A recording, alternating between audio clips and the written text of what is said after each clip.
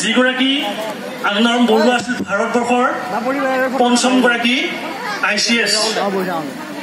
আপোনালোকে ভাবি চাওক যে ইমান এখন ভাৰতবৰ্ষৰ ভিতৰত কিন্তু পঞ্চমগৰাকী ICS হোৱাৰ গৌৰৱ কিন্তু এগৰাকী কলিতা সন্তানৰ আছিল।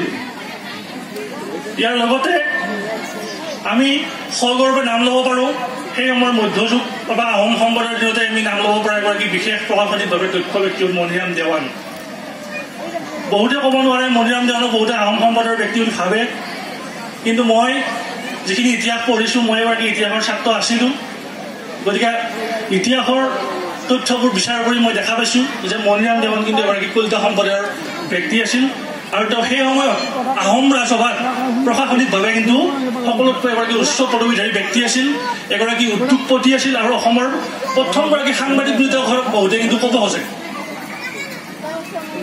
তাৰ পাছতে আমি নাম ল'ব পাৰোঁ আমাৰ সাহিত্যৰ বিশিষ্ট কাণ্ডাৰীসকল, যিসকল কলিতা সম্প্ৰদায়ৰ আছিল, যে অমূল্য বৰুৱা, দেৱকান্ত বৰুৱা, নিত্যদেৱ মহন্ত, সত্যনাৰায়ণ বৰঠাকুৰ, কবিতাৰ বহুত ব্যক্তি আছে যিসকলে কলিতা জনগোষ্ঠীৰ পৰাই উৎপন্ন হৈ অসমীয়া জাতিক সদায় চিৰস্মৰণীয় ৰূপত দাঙি ধৰাত কিন্তু অলপ সফল হৈছে। আমি আজি যি ভাস্কৰাব্দ সময় গণনা কৰোঁ, আমি গণনা কৰোঁ, এই ভাস্কৰাব্দ সময় কিন্তু কলিতা সময়। কুমাৰ ভাস্কৰ বৰ্মা কিন্তু এগৰাকী কলিতা সম্প্ৰদায়ৰ নিপতি আছিল বুলি কিন্তু বহুতে ক'ব খোজে।